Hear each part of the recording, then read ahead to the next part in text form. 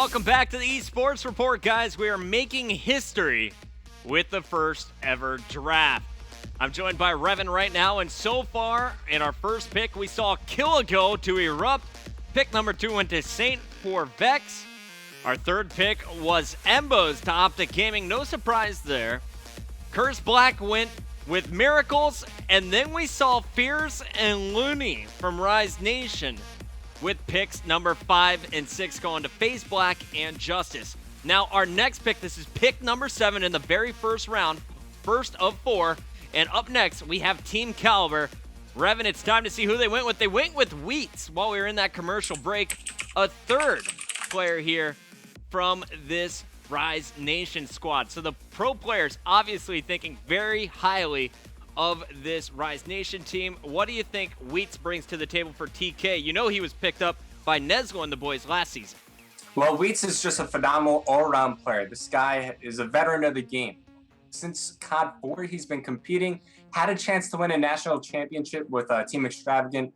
Unfortunately, he couldn't go, so Sharp took his place. But I do feel like Wheats is one of the stronger players on Rise, as I was saying earlier. And I'm happy that he finally got picked. And that's 3 straight picks for Rise. Maybe we'll see Pac-Man as the next pick, and they're all the Rise players gone. Well, let's take a look at FaZe Red. They will be the next team on the board.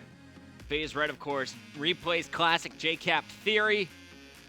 Do you need another AR in Pac-Man, or who do you go after here if you're FaZe Red?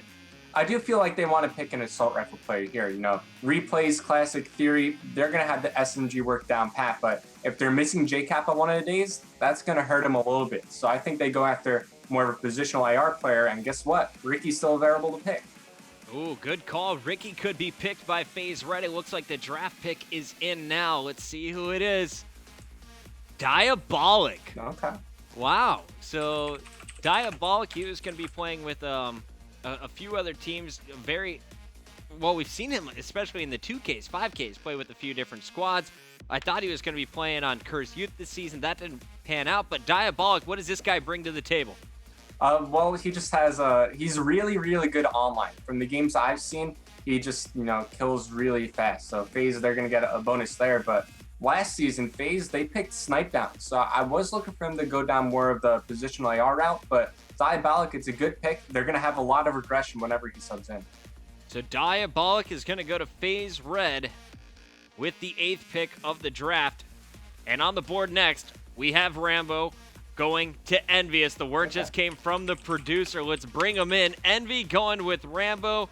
Apparently earlier in the draft chat, there's some shenanigans. But of course, just like the Embos pick, I think Rambo going to the squad is the right decision for Envy here as he's in the house. You agree with that? Oh yeah, without a doubt. It's the same boat as the Optic pick, with them going after Embos, Envy going after Rambo. He's in the house. He could play whenever they want him to. And Parasite, there has been a lot of questions surrounding him. So if Envy and Parasite, if they're not getting along, they could easily get rid of Parasite, and they got Rambo right there to fill in again. So Rambo filling in here, and you can see his stats once again. Almost 20 kills at COD Champs per Respawn game mode. 4.8 domination captures. Known for his sneaky blitz play with 3.67 a game. And you see his S&D game was actually really impressive when they needed it. Didn't always put up the first kills in the game, but when it came down to clutch time, Rambo was able to trade evenly and often get behind enemy lines, causing a ruckus and allowing his teammates to get some picks. You especially saw that when Rambo would flush out some players for study to pick off with that sniper rifle. In the Call of Duty League Season 1, he put up a 1.03 KD in Search and Destroy as well. It looks like Envy has gone with Rambo for the 9th pick, but now it's time for pick number 10, and let's see who Curse Orange is going to go for. Of course, Curse Orange, this is going to be Mud Dog, this is going to be Croster. Who do these guys go after? It looks like Ricky is going to be the pick here.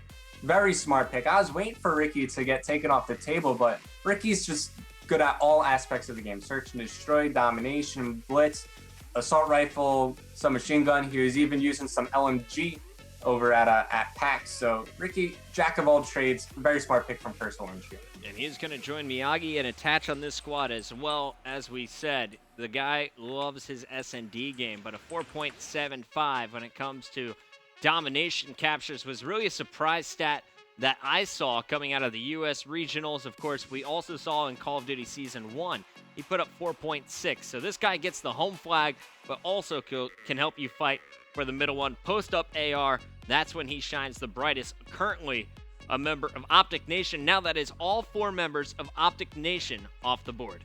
Also 3 of Rise, so people going after other teams. Almost all of Rise gone. All of Optic Nation is officially gone. I wonder who's going to get picked next. All right, our next pick goes to Strictly Business here with the 11th pick of the 2014 Season 2 draft. Strictly Business goes after TJ. Finally, we're going to see TJ Halley picked up by SB. John Spacely Methods going for another young player.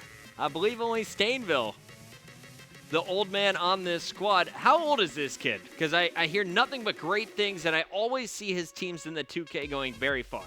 Well, TJ actually plays with Spacely a lot, but I think TJ, I want to say he's 15 years old, 15 or 14, somewhere around there. He's very young, has a lot of talent, and as you were saying, his teams always go far in the 2K. Phenomenal search and destroy player. He was one of my subs last season. I loved playing with the kid. I would just put him in on search and destroy, be like, TJ Halley, go do whatever you got to do, and he would never disappoint. I like the move so far. Let's keep going through. Miracles went earlier on. I'm going through the list of kind of guys top to bottom. Fizzerp, a surprise to me that he has not been picked up yet. We'll see where he lands in a minute. Our next pick here in the draft, as we're down to the number 1 seed, this one goes to Complexity, and let's see who they're going to grab. It's Big Timer. Ace and the boys.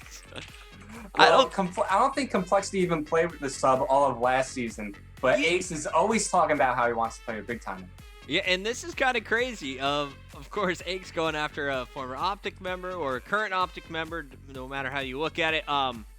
And then you see Ake's, TP, Crim6, and Karma. I can't remember them playing with the sub all of League Season 1. These guys are always on, always available as the core 4.